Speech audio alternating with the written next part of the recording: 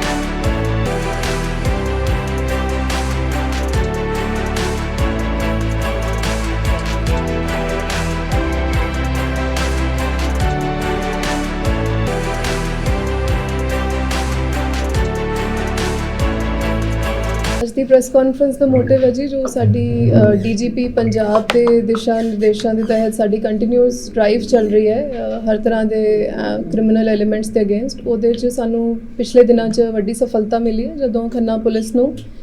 ਜਾਲੀ ਕਰੰਸੀ ਤਿਆਰ ਕਰਨ ਵਾਲੀ ਜਿਹੜੀ ਅੰਤਰਰਾਜੀ ਗਿਰੋਹ ਹੁੰਦੀ ਹੈ ਉਹਦੇ ਅਸੀਂ 4 ਮੈਂਬਰ ਗ੍ਰਿਫਤਾਰ ਕੀਤੇ ਤੇ ਸਾਨੂੰ ਇਹਦੇ 'ਚ 15,05,000 ਰੁਪਏ ਦੀ ਜਾਲੀ ਕਰੰਸੀ ਬਰਾਮਦ ਹੋਈ ਹੈ। ਇਹਦੀ ਡੀਟੇਲ 'ਚ ਮੈਂ ਦੱਸਣਾ ਚਾਹਾਂਗੀ ਇਹ ਸਾਰੀ ਡਰਾਈਵ ਦੀ supervision SPD madam Pragya Jain ਨੇ ਕੀਤੀ। ਉਹਨਾਂ ਦੇ under in charge CIA inspector Amandeep Singh, SHO Sadar Hardeep ਔਰ ਇਹਨਾਂ ਦੋਨਾਂ ਦੀ ਜਿਹੜੀ ਟੀਮਸ ਹੈ ਉਹ ਇਨਵੋਲਵ ਸੀਗੀਆਂ। 13 ਅਪ੍ਰੈਲ ਨੂੰ ਐਸਐਚਓ ਥਾਣਾ ਸਦਰ ਇਹਨਾਂ ਦੀ ਪਾਰਟੀ ਨੇ 2 ਸ਼ੱਕੀ ਵਿਅਕਤੀ ਵਿਲੇਜ ਅਲੌੜ ਦੇ ਏਰੀਆ 'ਚ ਇੰਟਰਸੈਪਟ ਕੀਤੇ ਸੀਗੇ। ਉਹਨਾਂ ਨੂੰ ਸ਼ੱਕ ਦੇ ਬਿਨਾਂ ਤੇ ਜਦੋਂ ਉਹਨਾਂ ਦੀ ਤਲਾਸ਼ੀ ਲਿੱਤੀ ਗਈ, ਇੱਕ ਦਾ ਨਾਂ ਸੀਗਾ ਕਮਲਜੀਤ ਸਿੰਘ ਜਿਹੜਾ ਪਿੰਡ ਰਾਣਵਾ ਤਹਿਸੀਲ ਸਮਰਾਲੇ ਦਾ ਰਹਿਣ ਵਾਲਾ ਹੈ ਔਰ ਦੂਜਾ ਹਨੀ ਭਾਰਦਵਾਜ ਜਿਹੜਾ ਮਾਚੀਵਾੜਾ ਸਾਹਿਬ ਦਾ ਰਹਿਣ ਵਾਲਾ ਹੈ। ਜਿਹੜਾ ਕਮਲਜੀਤ ਸਿੰਘ ਹੈ ਉਹਦੀ ਤਲਾਸ਼ੀ 'ਚ ਸਾਨੂੰ 500 ਰੁਪਏ ਦੇ ਕਰੰਸੀ ਨੋਟ ਬਰਾਮਦ ਹੋਏ ਔਰ ਦੂਜੇ ਤੋਂ 200 ਰੁਪਏ ਦੇ। ਔਰ ਇਹ ਜਿਹੜੇ ਕਰੰਸੀ ਨੋਟ ਸੀਗੇ ਇਹਨਾਂ 'ਚ ਸੀਰੀਅਲ ਨੰਬਰ ਆਪਸ 'ਚ ਸਿਮਿਲਰ ਸੀਗੇ, ਜਿਸ ਤੋਂ ਪਤਾ ਲੱਗਦਾ ਸੀ ਕਿ ਜਾਲੀ ਕਰੰਸੀ ਹੈ, FICN fake Indian currency note. ਤੇ ਉਸ ਬਿਹਾਫ ਤੇ ਟੋਟਲ ਸਾਨੂੰ 67,500 ਰੁਪਏ ਜਾਲੀ ਕਰੰਸੀ ਦੀ ਬਰਾਮਦਗੀ ਹੋਈ ਸੀ ਇਹਨਾਂ ਦੋਨਾਂ ਤੋਂ, ਜਿਸ ਬਿਹਾਫ ਤੇ ਮੁਕੱਦਮਾ ਨੰਬਰ 60 13 ਅਪ੍ਰੈਲ ਨੂੰ ਦਰਜ ਕੀਤਾ ਗਿਆ ਸੀ ਥਾਣਾ ਸਦਰ under section 489 A B C D E IPC ਜਿਹੜੀ ਕਾਊਂਟਰਫੀਟ ਕਰੰਸੀ ਹੁੰਦੀ ਹੈ ਉਹਦੇ ਤੇ ਇਹ ਸੈਕਸ਼ਨਸ ਲੌਜ ਹੁੰਦੇ। ਸੋ ਡਿਊਰਿੰਗ ਫਰਦਰ ਇਨਵੈਸਟੀਗੇਸ਼ਨ ਸਾਨੂੰ ਪਤਾ ਲੱਗਿਆ ਕਿ ਜਿਹੜੇ ਦੋਨੋਂ ਦੋਸ਼ੀ ਹੈਗੇ ਇਹ ਜਾਲੀ ਕਰੰਸੀ ਨੋਟ ਬੇਸਿਕਲੀ ਇੱਕ ਮਨੋਜ ਕੁਮਾਰ ਉਰਫ ਵਿਜੇ ਹੈ ਜਿਹੜਾ ਵਾਸੀ ਰਾਜਸਥਾਨ ਹੈ ਉਹਦੇ ਤੋਂ ਪਿੱਛੋਂ ਲੈ ਕੇ ਆਉਂਦੇ ਸੀਗੇ। ਸੋ ਇਸ ਬੇਸ ਤੇ ਮਨੋਜ ਨੂੰ ਅਸੀਂ ਆਪਣੀ ਤਫਤੀਸ਼ 'ਚ ਨੋਮੀਨੇਟ ਕੀਤਾ ਔਰ ਐਸ ਪਰ ਜਿਹੜੇ ਲੀਗਲ ਟਰਮਸ ਲੀਗਲ ਪ੍ਰੋਸੀਜਰ ਵਰਤਦੇ ਹੋਏ ਅਸੀਂ ਉਹਦੇ ਅਰੈਸਟ ਵਾਰੰਟ ਲਏ ਤੇ ਫਿਰ ਅਸੀਂ ਉਹਨੂੰ ਅਜਮੇਰ ਤੋਂ ਅਰੈਸਟ ਕੀਤਾ 16 ਅਪ੍ਰੈਲ ਨੂੰ ਔਰ ਉਸ ਦੇ ਨਾਲ ਸਾਨੂੰ ਉਸਦਾ ਸਾਥੀ ਜਿਹਦਾ ਨਾਮ ਮਦਨ ਲਾਲ ਹੈ ਇਹ ਦੋ ਲੋਕਾਂ ਨੂੰ ਉੱਥੋਂ ਮੁਲਜ਼ਮਾਂ ਨੂੰ ਅਸੀਂ ਫੜ ਕੇ ਲੈ ਕੇ ਆਏ ਰਾਜਸਥਾਨ ਤੋਂ ਤੇ ਇਹਨਾਂ ਤੋਂ ਸਾਨੂੰ 14,20,000 ਦੀ ਜਾਲੀ ਕਰੰਸੀ ਬਰਾਮਦ ਹੋਈ ਹੈ ਤੇ ਇਸ ਦੇ ਨਾਲ ਸਾਨੂੰ ਇਹਨਾਂ ਤੋਂ ਇੱਕ ਤਾਂ ਲੈਪਟਾਪ ਮਿਲਿਆ ਜਿਹਦੇ 'ਚ ਇਹ ਕਰੰਸੀ ਪ੍ਰਿਪੇਅਰ ਕਰਦੇ ਸੀਗੇ ਪ੍ਰਿੰਟਰ ਜਿਹਦੇ ਤੋਂ ਪ੍ਰਿੰਟ ਕਰਦੇ ਸੀ ਔਰ ਖਾਲੀ ਕਾਗਜ਼ ਵੀ ਮਿਲੇ ਜਿਹੜੀ ਸਾਰੀ ਮਤਲਬ ਪੈਰਾਫਰਨੈਲੀਆ ਹੁੰਦਾ ਜਿਸ ਦੇ ਨਾਲ ਇਹ ਫੇਕ ਕਰੰਸੀ ਤਿਆਰ ਕਰਦੇ ਸਾਰਾ ਮਟੀਰੀਅਲ ਸਾਨੂੰ ਉੱਥੋਂ ਅਜਮੇਰ ਤੋਂ ਇਹਨਾਂ ਤੋਂ ਮਿਲਿਆ। ਸੋ ਕੁੱਲ ਮਿਲਾ ਕੇ ਇਹਨਾਂ ਦੋਸ਼ੀਆਂ ਤੋਂ ਸਾਨੂੰ ਹੁਣ ਤੱਕ 15,05,000 ਦੀ ਜਾਲੀ ਕਰੰਸੀ ਬਰਾਮਦ ਹੋ ਚੁੱਕੀ ਹੈ ਔਰ ਇਸ ਤੋਂ ਇਲਾਵਾ ਜਿਹੜੀ ਕਰੰਸੀ ਹਲੇ ਇਹਨਾਂ ਨੇ ਕਟਿੰਗ ਨਹੀਂ ਕੀਤੀ ਸੀਗੀ ਉਹਦੀ ਵੀ ਵਰਥ ਅਰਾਊਂਡ 5,84,000 ਰੁਪਏ ਦੀ ਬਰਾਮਦ ਹੋ ਚੁੱਕੀ ਹੈ ਤੇ ਹੁਣ ਅਸੀਂ ਇਹਨਾਂ ਦਾ ਰਿਮਾਂਡ ਲੈ ਕੇ ਦੇਖ ਰਹੇ ਕਿ ਹੋਰ ਵੀ ਜੇ ਕੋਈ ਬੈਕਵਰਡ ਲਿੰਕ ਨਿਕਲਦਾ ਹੈ ਕੁਝ ਹੋਰ ਵੱਡੀਆਂ ਗੱਲਾਂ ਇਹਨਾਂ ਤੋਂ ਸਾਹਮਣੇ ਆਉਂਦੀਆਂ। ਔਰ ਮੈਂ ਤੁਹਾਨੂੰ ਦੱਸਣਾ ਚਾਹਾਂਗੀ ਕਿ ਮਾਰਚ 'ਚ ਵੀ ਅਸੀਂ ਇੱਕ FICN ਦਾ ਜਿਹੜਾ ਜਾਲੀ ਕਰੰਸੀ ਦਾ ਪਰਚਾ ਹੁੰਦਾ ਉਹ ਦਰਜ ਕੀਤਾ ਸੀ ਸਿਟੀ 2 ਥਾਣੇ 'ਚ ਜਿਹਦੇ 'ਚ ਸਾਨੂੰ 1,19,500 ਰੁਪਏ ਦੀ ਜਾਲੀ ਕਰੰਸੀ ਬਰਾਮਦ ਹੋਈ ਸੀਗੀ ਔਰ ਇਹਦਾ ਕਹਿਣ ਦਾ ਮੇਰਾ ਪਰਪਸ ਇਹ ਹੈ ਕਿ ਅਸੀਂ ਤੁਹਾਡੇ ਮਾਧਿਅਮ ਦਾ ਹੀ ਅਪੀਲ ਕਰਨਾ ਚਾਹੁੰਦੇ ਹਾਂ ਪਬਲਿਕ ਨੂੰ ਕਿਉਂਕਿ ਇਹ ਸੈਕਿੰਡ ਇਨਸੀਡੈਂਟ ਹੋ ਗਿਆ ਜਦੋਂ ਸਾਨੂੰ ਖੰਨਾ 'ਚ ਔਰ ਬੈਕਵਰਡ ਲਿੰਕੇਜ 'ਚ ਪਿੱਛੋਂ ਜਾ ਕੇ ਇੰਨੀ ਵੱਡੀ ਮਾਤਰਾ 'ਚ ਫੇਕ ਕਰੰਸੀ ਬਰਾਮਦ ਹੋਈ ਹੈ ਕਿ ਪਬਲਿਕ ਨੂੰ ਬਹੁਤ ਅਵੇਅਰ ਹੋਣਾ ਚਾਹੀਦਾ ਹੈ ਕਿ ਜਦੋਂ ਵੀ ਤੁਹਾਨੂੰ ਕੋਈ ਜਾਲੀ ਨੋਟ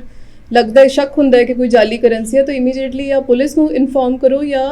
ਬੈਂਕਸ ਨੂੰ ਜ਼ਰੂਰ ਇਨਫੋਰਮ ਕੀਤਾ ਜਾਵੇ। ਮੈਡਮ ਕਾਗਜ਼ ਜਿਹੜੇ ਬਰਾਮਦ ਹੋਏ ਸੀ ਇਹ ਆਮ ਕਾਗਜ਼ ਹੈ ਜਾਂ ਥੋੜੇ ਡਿਫਰੈਂਟ ਹੈ ਆਮ ਕਾਗਜ਼ ਸੀ ਲੇਮੈਨ ਜਿਹੜਾ ਆਮ ਇਨਸਾਨ ਹੈ ਜਿਹੜਾ ਐਕਸਪਰਟ ਨਹੀਂ ਹੈ ਉਹ ਤਾਂ ਬਹੁਤ ਜ਼ਿਆਦਾ ਫਰਕ ਨਹੀਂ ਇਹਦੇ 'ਚ ਦੇਖ ਸਕਦਾ ਬਟ ਡੈਫੀਨਿਟਲੀ ਜਿਹੜਾ ਇਸੇ ਲਾਈਨ 'ਚ ਦੇ ਕੇ ਨੋ ਦ ਡਿਫਰੈਂਸ ਜੋ ਐਕਸਪਰਟ ਹੋਏਗਾ ਬਟ ਪਹਿਲੀ ਨਜ਼ਰੇ ਤੁਸੀਂ ਆਪ ਵੀ ਦੇਖ ਹੀ ਸਕਦੇ ਹੋ it looks like a good currency. ਜਿਹੜੇ ਲੋਕਲ ਅਕਿਊਜ਼ ਸੀ ਉਹਨਾਂ ਨੇ ਕਿੱਦਾਂ ਸੰਪਰਕ ਕੀਤਾ ਨਾਲ ਉਹਨਾਂ ਨੂੰ ਕਿਸ ਤਰ੍ਹਾਂ ਯੂਜ਼ ਕਰਦੇ ਸੀ ਜੋ ਹੁਣ ਤੱਕ ਜੀ ਸਾਡੀ ਪ੍ਰੀਲਿਮਿਨਰੀ ਤਫਤੀਸ਼ 'ਚ ਆਇਆ ਇਹਨਾਂ ਨੂੰ ਸੋਸ਼ਲ ਮੀਡੀਆ ਦੇ ਥਰੂ ਪਤਾ ਲੱਗਿਆ ਇੱਕ ਜਿਹਦੇ ਕੰਟੈਕਟ 'ਚ ਆਇਆ ਜਿੱਦਾਂ YouTube ਤੇ ਕਿਸੇ ਸਾਈਟ ਤੋਂ ਚੈੱਕ ਕਰ ਰਹੇ ਥੱਲੇ ਜਿਹੜਾ ਕਮੈਂਟ ਸੈਕਸ਼ਨ ਹੁੰਦਾ ਹੈ ਉਹਦੇ 'ਚ ਕਈ ਵਾਰ ਲੋਕਾਂ ਨੇ ਲਿਖਿਆ ਹੁੰਦਾ ਫਲਾਨੀ ਚੀਜ਼ ਲਈ ਮੈਨੂੰ ਕੰਟੈਕਟ ਕਰੋ ਇਸ ਤਰ੍ਹਾਂ ਇਹਨਾਂ ਦਾ ਰਾਬਤਾ ਆਪਸ 'ਚ ਬਣਿਆ ਸੀ। ਜਿਹੜੀ ਕਰੰਸੀ ਦੇ ਵਿੱਚ ਮੈਡਮ ਨੰਬਰਿੰਗ ਹੈ ਉਹ ਡਿਫਰੈਂਟ ਹੈ ਕਿ ਸੇਮ ਹੈ